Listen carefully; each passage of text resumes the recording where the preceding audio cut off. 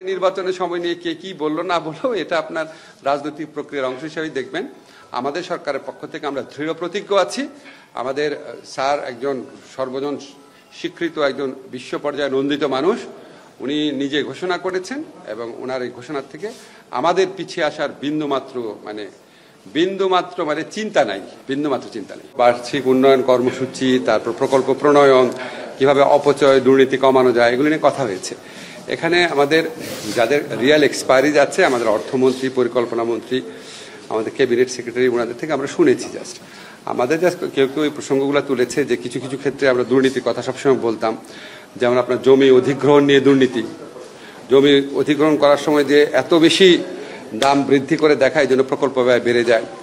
তারপরে আপনার পিডব্লিউডিতে জিনিসপত্রের দাম অনেক বাড়িয়ে বিক্রি করে, বালিশকাণ্ড আপনাদের মনে আছে। এই সমস্ত বিষয়ে পদক্ষেপ যেন নেওয়া হয়, এগুলি আলোচনা হচ্ছে। আমার মন্ত্রণালয় জরুরি কাজ আছে, চলে যাচ্ছে। দুর্নীতির বিষয়টা নিয়ে আপনারা কাজ করছেন এক বছর, প্রথম থেকে আপনাদের কণ্ঠসূচার এই দুর্নীতির বিষয় নিয়ে আপনারা প্রকল্পের দুর্নীতি, আমাদের প্রকল্পের দুর্নীতির ব্যাপারে ধরেন আমি যে এই জিনিসগুলো ভালো বুঝি না, এগুলি তো পরিকল্পনা কমিশন আছে, পরিকল্পনা মন্ত্রণালয় আছে, আমাদের অর্থ মন্ত্রণালয় আছে, ওনারা দেখছেন। আমাদের যারা সিনিয়র সচিবরা আছেন ওনারা দেখছেন।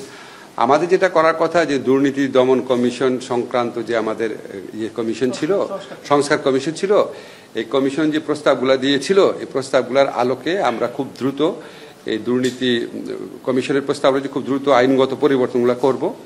আপনাদের একটা শুধু অগ্রগতি জানাতে পারি যে আমাদের এই আইনগুলোর কাজ, সংস্কারমূলক কাজ দ্রুততর করার জন্য আমরা যে ব্যারিস্টার তানিম শাওন আছে, ডক্টর কামাল হোসেন ফার্মের যে পার্টনার, উনি একদম বিনা বেতনে অবৈতনিকভাবে আমাদের এখানে সার্বক্ষণিক একজন কনসালটেন্ট হিসাবে কাজ করছেন, আজকের থেকে শুরু করেছেন। ফেব্রুয়ারিতে নির্বাচন, আমরা ফেব্রুয়ারিতে চলে যাব। এখন রাজনৈতিক দল তো বিভিন্ন উদ্দেশ্যে বিভিন্ন কথা বলে, এবং ওইটা তো একটা রাজনীতির প্রক্রিয়া। আপনারা তো এটা সবসময় দেখছেনই। এখন বাংলাদেশে যারা ট্র্যাডিশনালি যে সমস্ত রাজনৈতিক কথাবার্তা হতো, এখনো ঠিক ওই রকম ভাবেই কথাবার্তা হচ্ছে। কথাবার্তা খুব বেশি গুণগত পরিবর্তন হয় নাই। ফলে নির্বাচনের সময় নিয়ে কে কি বললো না বললো এটা আপনার রাজনৈতিক প্রক্রিয়ার অংশ হিসেবে দেখবেন। আমাদের সরকারের পক্ষ থেকে আমরা দৃঢ় প্রতিজ্ঞ আছি।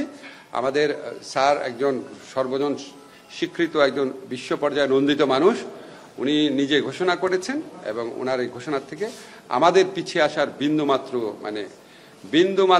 চিন্তা নাই, বিন্দুমাত্র চিন্তা নেই।